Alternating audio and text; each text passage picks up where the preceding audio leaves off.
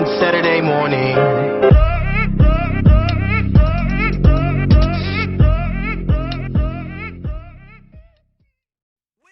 All right, guys. This, of course, is Rashad from the Color Commentary crew. I'm sorry I'm so banged up here, but I've been trying to stop my brother from dying. I've got my pack here. It's filled with positrons and protons, electrons. It's in a bag, and I probably should have some radiation shielding. But we're not going to worry about that. Might want to have an oxygen mask for when I'm traveling through time and there's no oxygen. But we ain't going to worry about that at all. Of course, I'm repping New York. It's probably the wrong part of New York, because this is Manhattan, of course, and not Brooklyn. But whatever. If you're not in New York, it's all the same. So we're about to talk about the new movie on Netflix, See You Yesterday. It's a movie involving time travel. It is we actually get to see a movie from the African Americans' perspective and sci-fi. So thank you, Black Panther, for opening it up now so we can see movies about Black important issues, but also be sci-fi at the same time. We're excited about that. So let's get into it. All right, non-spoiler. So non-spoiler, my thoughts on See You Yesterday. I thought the movie was very interesting. I thought I enjoyed it. Seeing from our perspective as African American, seeing it from children, teenagers, inner city, and kind of seeing that just to see that we are smart, we can be scientists. Not every kid is in gangs. Not every kid is in the hood doing something wrong, just trying to basically learn a dance, be on Snapchat and whatever else they're on. Those kids, like seeing Black kids in inner city in New York, basically meets the Back to the Future. But back to what I was saying, I really enjoyed seeing it from our perspective, seeing our race represented and understanding that, hey, we are smart. We're able to do all this type of things that any other person in the world can do. And seeing the kids in the inner city basically... Oh, no. Any other person in the world couldn't do them things they were doing. Talking about, oh, yeah, if that happens, it'll go twice the speed of light. What? Just talking about it nonchalantly. But I can't say this. It was hard for me at the beginning of the movie to find out what type of movie am I going to be watching. Because I know they're going to be dealing with a serious subject, but it seemed a little goofy at the beginning of the movie. So I'm like, is this a kid movie? Like, is this like a funny Back to the Future, like everybody can watch? As they conversed and I heard the dialogue, I'm like, oh, children, not for y'all. They're a little too adult in the way they're talking on this movie. But yeah, it was cool. My daughter, before I made them not watch it anymore, they were like, oh, wow, Black nerds?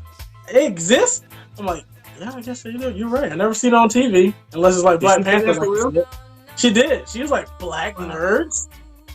Like cool nerds? I was like, yeah, it was like eye-popping experience. They never thought they only people they really see is like if they're superheroes or they're like thugs or maybe hip-hop stars or dancers or something like that, a singer, so kind of seeing like two kids inner city, and they're not like at a white school or something like that.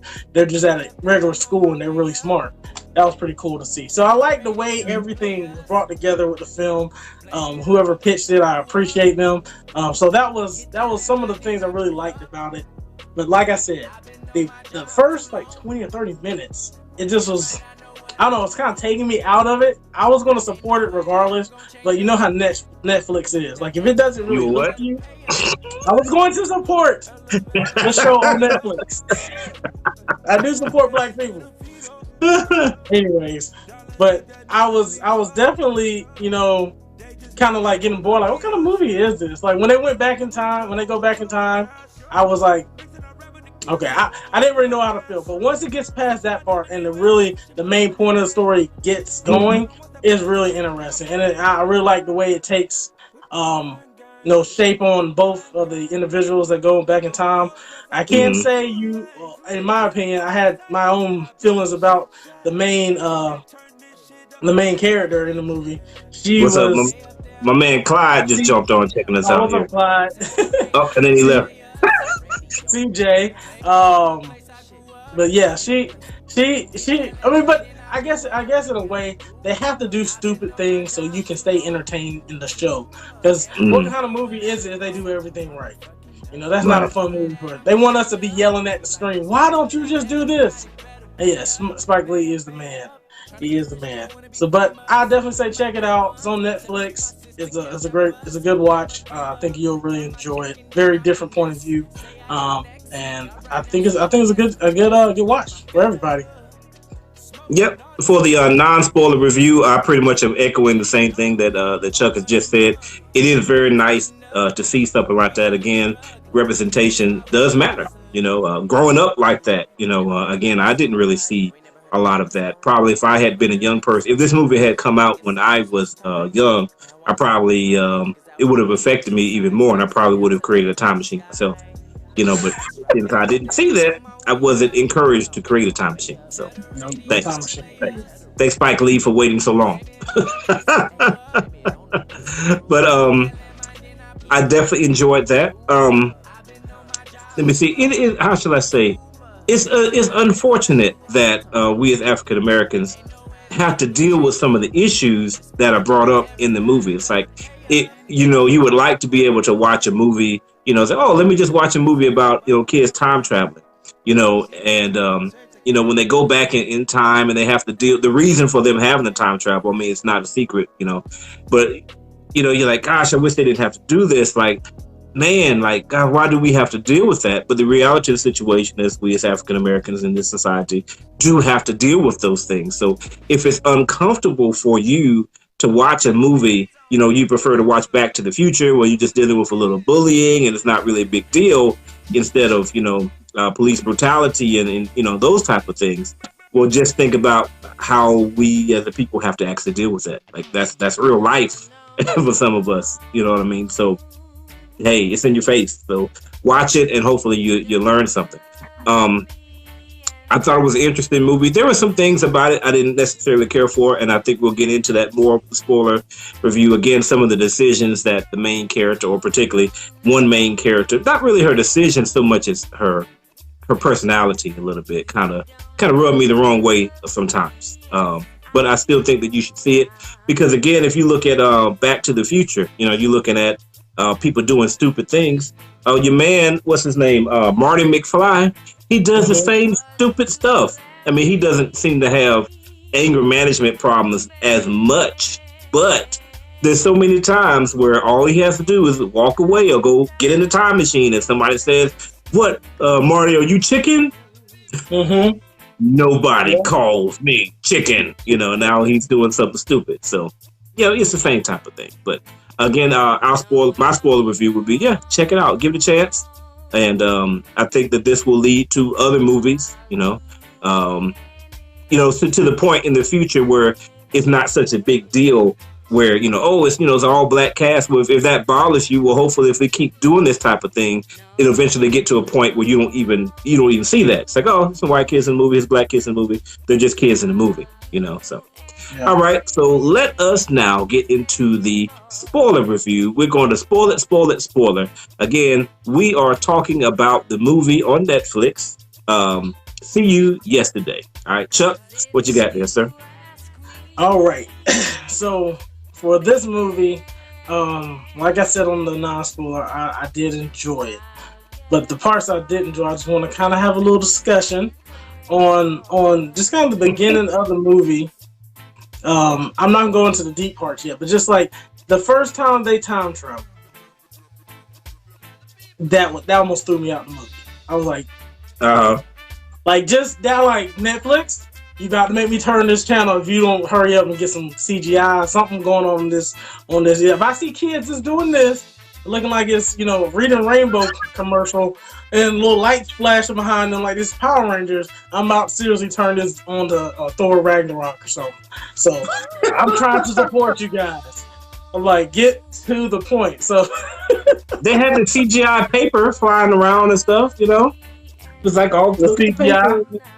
The trash can was rattling. Oh, you know. That's what was throwing me. I'm like, this is getting like this take too long. Like y'all need to do something with this. Y'all do something with this. It's not cool. But once I got past that part and kind of got the story, I really understood, where I guess what she was trying to do. CJ, was it Claudia? Was her name? Claudette, I think. Claudette. Okay, so I like Claudette. Just real quick, our partner here, Danny, he says good night there. I guess we're getting into the spoiler review, so he's still watching. He must have watched it yet. It's only an hour and 30 minutes. Go ahead and check it out. He said he got like 15 minutes left. He's watching it now. Oh, okay. Yeah. Mm-hmm. Oh, don't spoil it yet. I'm not going to spoil it yet. But, no, he's gone. He spoiled away. Spoil away. Okay. So, basically, the only major problem I had with Claudette was that she was just what made her so angry? She was just so angry, and they played right into that angry black woman stigma. And that really okay, I don't like this girl in the movie. Like she every male figure is dying. The best friend, brother, and she's just doing stupid stuff after stupid stuff, and she's really not making anybody really like her in the movie.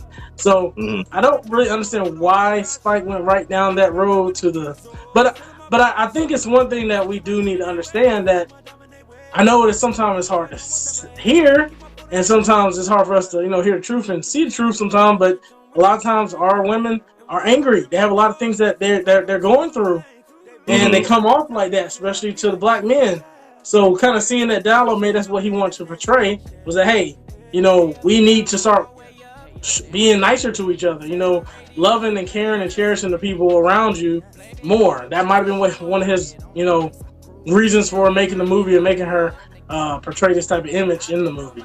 I liked her most of the part, but she just had some parts that she was just kind of just mean to her friends, just mean to her brother, just calling him mean type of thing, and it didn't really show a reason for her to do that.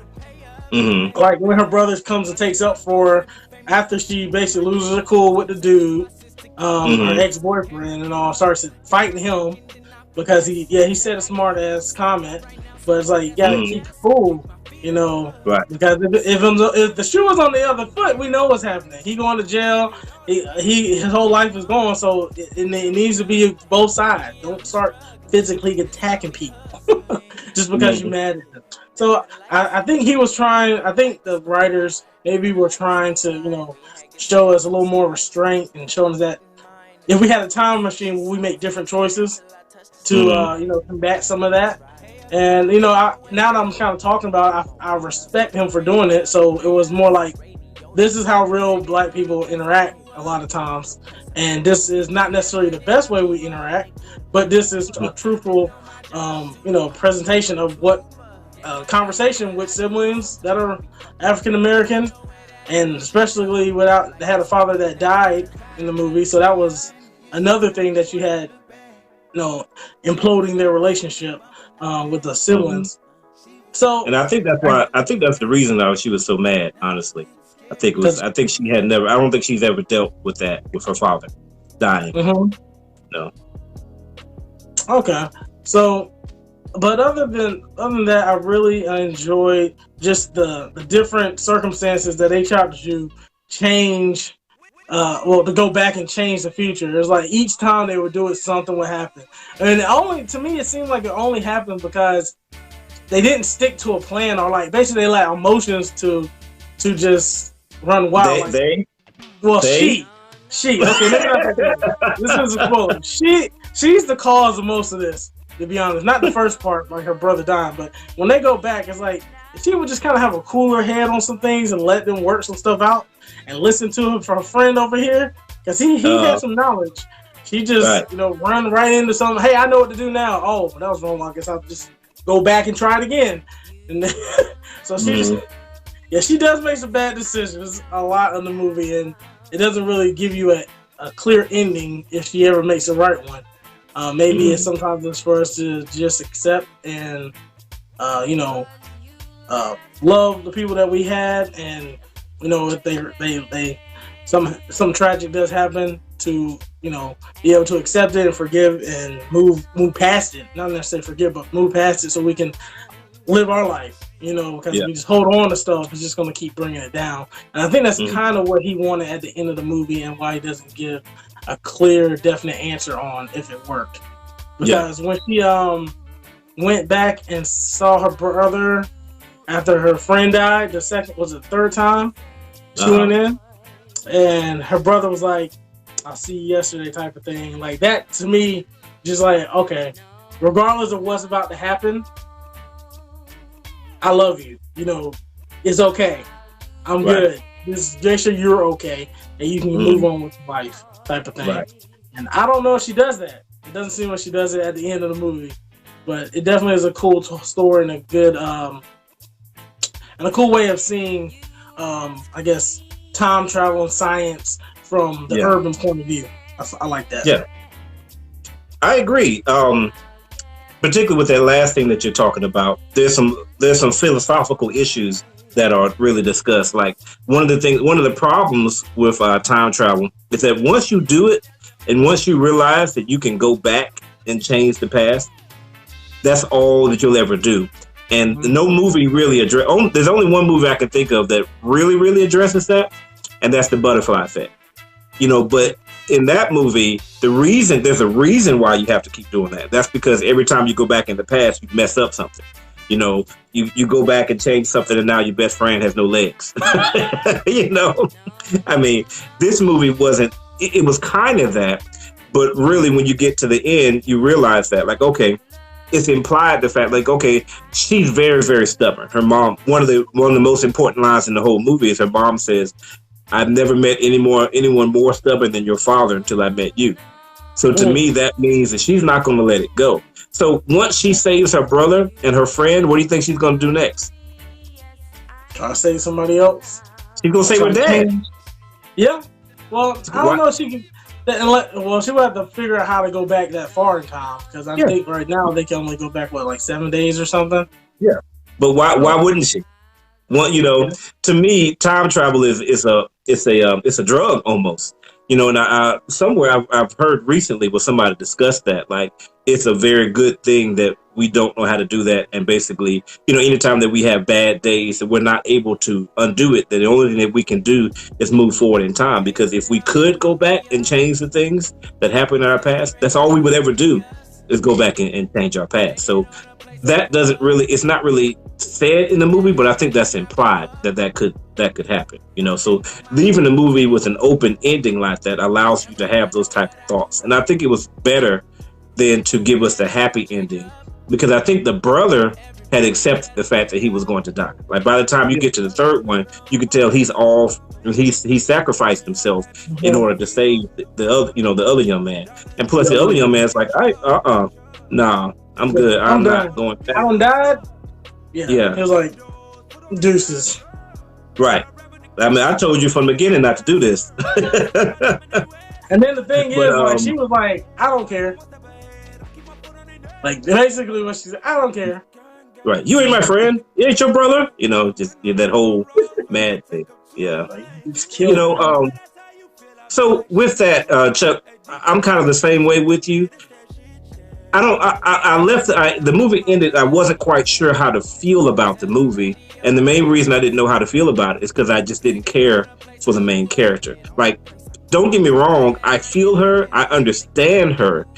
I get that she's mad. Her dad died, without, he wasn't sick or anything. It's inferred that he probably died in the military, but that her anger management issue, it just turns me off, and the fact that she can't really handle it and she makes bad decisions. Like when they went back in time their first time, and when she preemptively attacked like her ex-boyfriend, like they said they weren't going to make any major changes, and that's the first thing that she does is attack him. She did was just destroy him,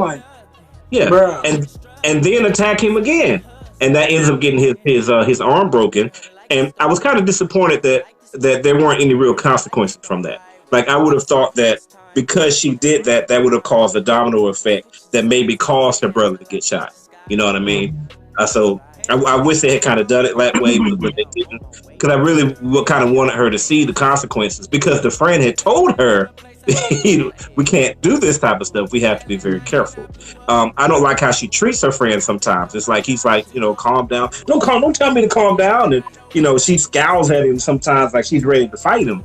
And I get it. That's she's angry. But look, watch her roll up on some big dude. Like remember, she rolled up on the real big dude. And it's like, what's today's day? It's like, why the F you looking at me? She could control that anger real well right there. And even with old boy, the Puerto Rican kid, I'm like, dang, like I understand he like corny and like loud, but I'm like, he is helping you out right now. Like you just like roll up to the boy door and really like just like act like you gonna walk off. Like he opened up the door at like 4 o'clock in the morning. He's like, y'all, you gonna come with me? I'm like, really? That's how y'all have to help? I was like, I see why you ain't got too many friends.